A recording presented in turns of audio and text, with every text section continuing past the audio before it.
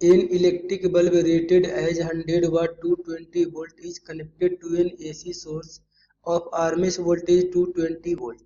The peak value of current through the bulb is. That means हमें calculate करना है peak value of current and यहाँ पे bulb पे रेटेड है 100 वाट टू 20 वोल्ट. सो यहाँ से हम कैलकुलेट कर सकते हैं resistance of bulb. So we know that power is given by V square divided by R. So यहाँ से हम R का वैल्यू कैलकुलेट कर सकते हैं. So R equal to V square divided by P. Then resistance of bulb is given by V का value में given 220 volt. So 220 into 220 divided by P. P मतलब पावर एंड पावर का value यहाँ पे given है 100. सो 2 zero से 2 zero cancel हो जाएगा. सो रेजिस्टेंस का वैल्यू हो जाएगा 484 ओम. एंड हमें कैलकुलेट करना है peak value of current and RMS value of voltage का वैल्यू हमें गिवन है 220 वोल्ट. सो भी आरएमएस का वैल्यू हमें गिवन है 220 volt and we know that relation between peak voltage and RMS voltage is given by peak voltage V naught is equal to V RMS into root 2.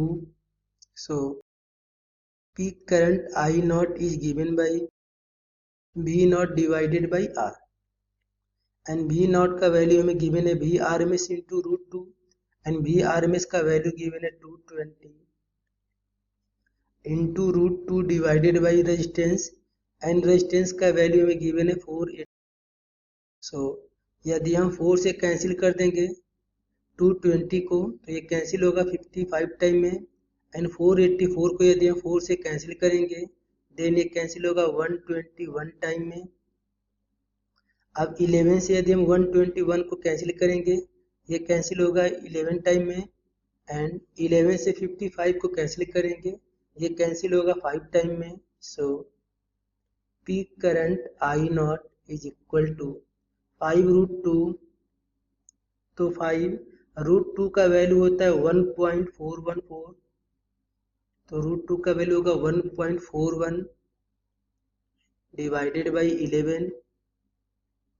यदि इसको हम simplify करेंगे then यहाँ से current का value आएगा 0.64 ampere.